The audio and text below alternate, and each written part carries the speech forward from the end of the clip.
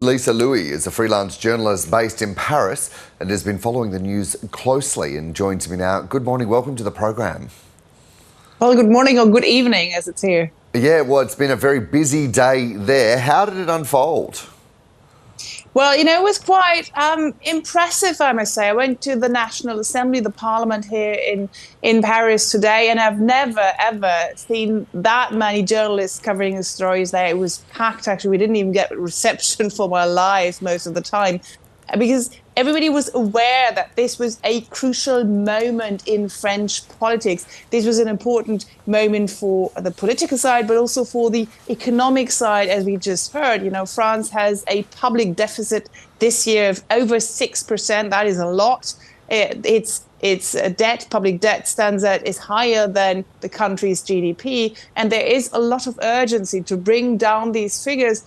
It needed that budget, but the government fell when it tried to push it through. So we'll see what's going to happen next. And Lisa, there's a couple of components to the budget, isn't there? At first instance, there is the fact that this was one that was looking at clawing back a lot of money and raising taxes and was done without a vote.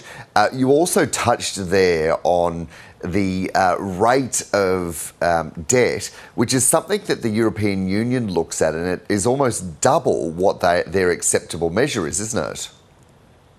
Well, it is at more than 100%. Normally, the limit is about around 60%.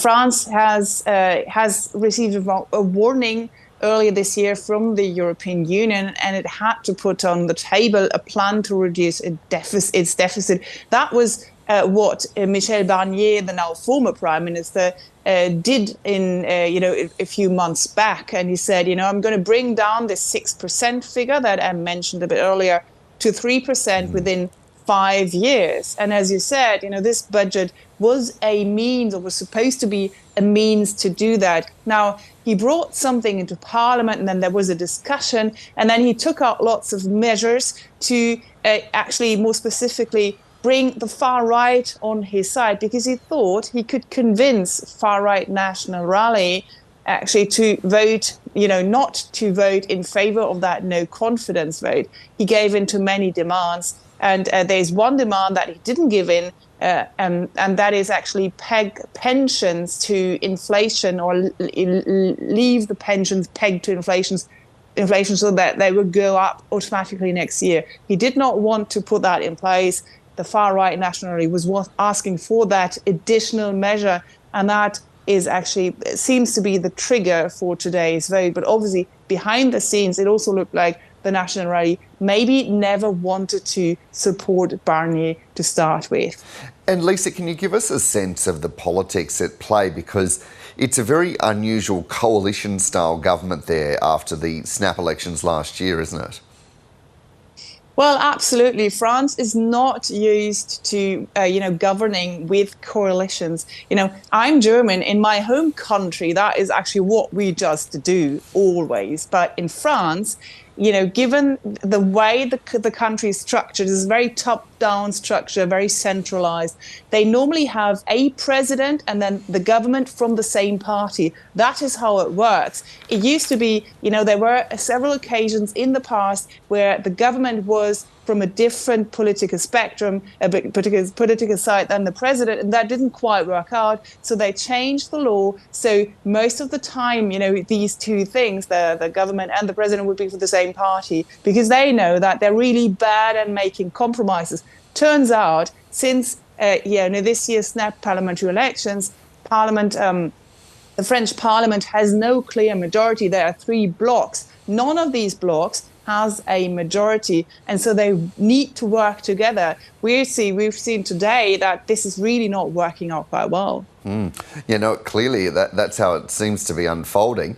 Do you have a sense, Lisa, of what is going to happen next, and if there is a front runner to be the next Prime Minister? Because, of course, there can't be another election until I think it's July, can there be? June or July? So June for calling the elections, and then June, July for having them take place. That's the deadline, indeed. Now, what we've heard is that Emmanuel Macron wants to make a quick decision. That would be a first. Actually, normally it takes a lot of time to make decisions. Last time around, after this year's snap election, parliamentary elections, it took him 2 months to come up with a name for a prime minister. But he now says, within 24 hours, I'm going to put a name on the table. He's set to speak on national television tomorrow night at 8 p.m. local. So let's see what he says. There are several frontrunners. It's quite difficult to really know who will, make the race, because there is always a lot of speculation in this in such cases. And the earlier the names are put on the table, the less likely they're actually to stay on the table. So it could be someone from the left, not the far left probably, because that seems to be something that Macron has excluded in the past. It could be someone rather from centre or from the Socialist Party. The Socialist Party, which is part of a left-wing bloc, they've already come forward saying, we would be happy to make compromises, and it sounded like they would even be happy to find agreements with the government, with President Macron's party, which is a no-go for the far-left party, France Unbowed. So, it could be someone from the Socialists, could also be maybe someone from the Greens who seemed more moderate, someone from a centrist party, Modem, for example, from the government, the President's Party, Renaissance, although they don't have many seats in parliament right now. It should be some kind of compromise candidate. There's also obviously the possibility that he tries to, name someone from the far right. It's not sure, though, if this will that would probably not go down very well here in France, and it's not sure that the far right would accept that. Well, there's much riding on that speech from the president in the next 24 hours. We'll be watching closely. Lisa Louis is a freelance journalist in Paris. Many thanks for joining us. Thank you for having me.